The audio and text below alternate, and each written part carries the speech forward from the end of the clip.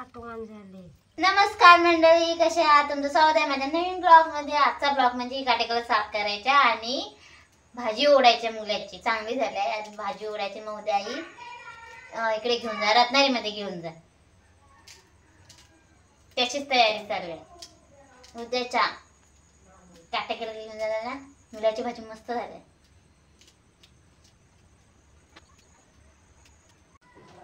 असं एवढं माती काढायची सगळी आणि वरची असं त्याची केस काढायची, उपटून टाकायचं शाप।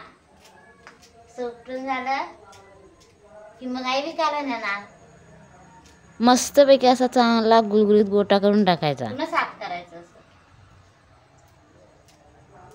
ही काठी करून खालून टाकायचं।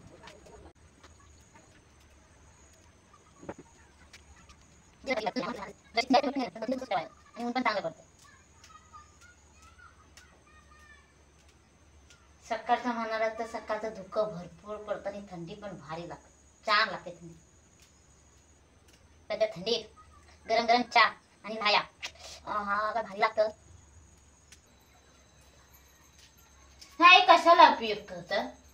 उपवासाच्या दिवशी खातात आणि कशाला म्हणजे चांगलं कशासाठी? शरीरासाठी हा मोड होतो ना मुलव्याध, हा त्याला जुलाब वांत्या होतात त्याला, मुलव्याधाला पण चांगलं आहे ना? पोट दुखतं त्याला चांगलं, जुलाब होतात त्याला। सत्ता शिजवून नाही खायचा, निंबुरात भाजीचं टाकायचं करायचं।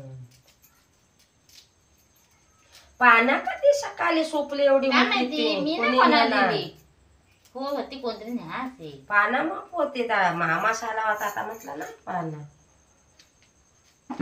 गेलं माझे ना। दिलीप मामासपूर गेला वाटा, आडव्यांवर येऊन बसतात ते। तर सांगितलं करबुड्यातली सांगितलं होतं ना, भोक्यात हा रेवती नाही आडव्या पाडला नाही, काढून काढून आडव्यांवरच जाण बसतात। त्यांना काय खायला नाही तर काय करतील, तर तरी खातात। आता झालंय आगाबाचं। चलो भाजी काढणे को सुरू नको काय नाही चुरीत आहे। माझी आईस एवढी चाय पिते ना की चायवर दिवस सहज काढू शकते बिना जेवल्याशिवाय, एवढी चाय पिते।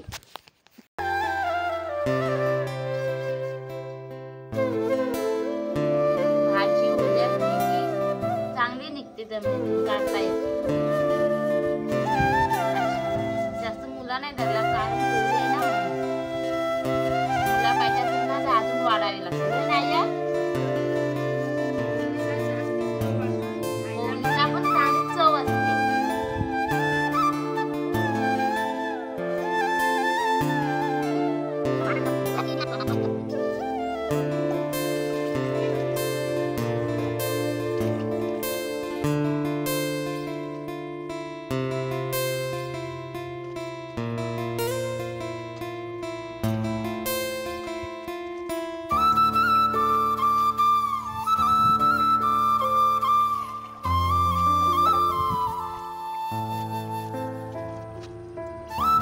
चैनी खाया खाया चैनी खाया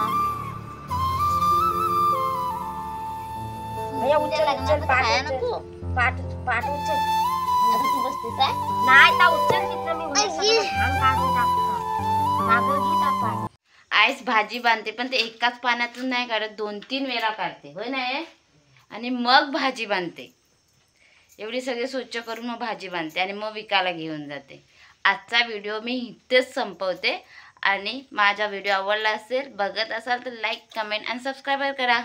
बाय।